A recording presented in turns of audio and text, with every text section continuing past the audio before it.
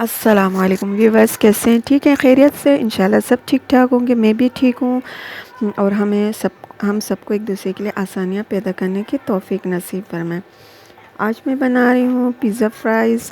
دیکھتے ہیں کیسے بنتے ہیں۔ یہ میں نے 4 کلو آلو لیے تھے، ان کو چپس میں کٹ کر لیے تھے، چپس شیپ میں، اور اس کو فرائی کر لیا ہے۔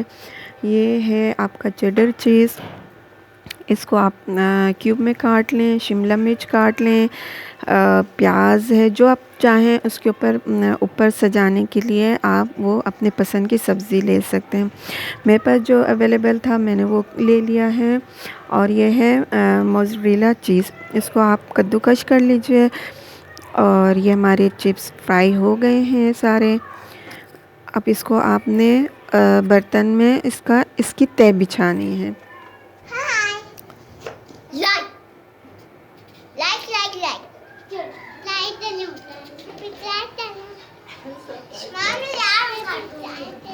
اگر آپ نے ابھی تک میرے چینل کو لائک نہیں کیا تو لائک کریں، سبسکرائب کریں، اور بیل آئیکن کے بٹن کو دبائیں، اس سے میری تمام ریسیپی آپ کو سب سے پہلے ملے گی۔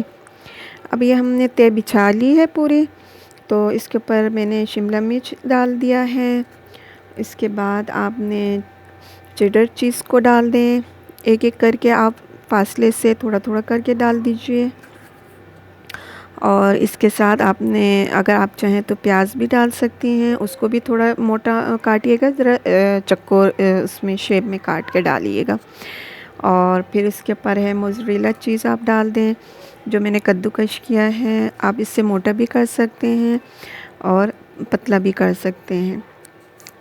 اچھا، یہ ہماری سوس ہے، تو اس میں نے سویا سوس لیا ہے کھانے کا چمچ، سرکہ لیا ہے ایک چائے کا کھانے کا چمچ، سوری کیچپ لیا میں نے ایک کھانے کا چمچ، اور چلی سوس لیا ہے میں نے ایک کھانے کا چمچ۔ تمام چیزوں کو مکس کر کے اس کے اوپر آپ نے تھوڑا تھوڑا کر کے ڈال دینا ہے، اور ابھی ہم نے اس کو بچانا ہے سوس کو۔ اور سیکنڈ لیئر بھی ہم نے اسی طرح کر کے سوس وغیرہ اور ساری چیزیں ڈال لینی ہیں۔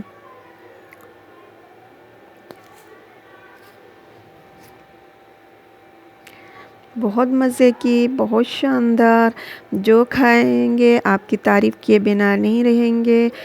بہت ہیلدی ہے یہ صحت کے لیے، اور کھانے میں بھی بہت ذائقہ دار ہے۔ آپ کھائیں گے تو مجھے اپنے دعاؤں میں یاد کریے گا۔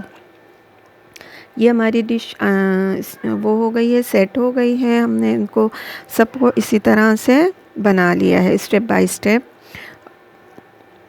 اب اس کو ہم نے اوون میں بیک کرنا ہے۔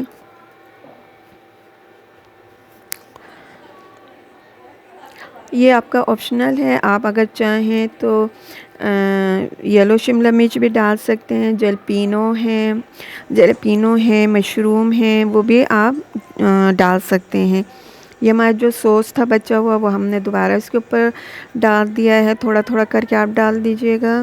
اس کے بعد آپ نے اس کو بیک کرنا ہے 180 ڈگری پر، اور 7 سے 10 منٹ کے لیے۔ اور آفٹر بیک آپ نے اس کے اوپر لال مرچ چھڑکنا ہے، کٹی ہوئی لال مرچ ہے، آپ وہ چھڑک سکتے ہیں، اور مزے سے کھائیے گارلک سوس کے ساتھ۔ وائٹ سوس، اس میں ہے مایونیز، گارلک واٹر، نمک، ان سب کو آپ ملا کر سوس بنا لیجئے، بہت مزیدار۔ کھاتے ہوئے مجھے اپنے دعاؤں میں یاد رکھیے گا۔ اوکے، اللہ حافظ۔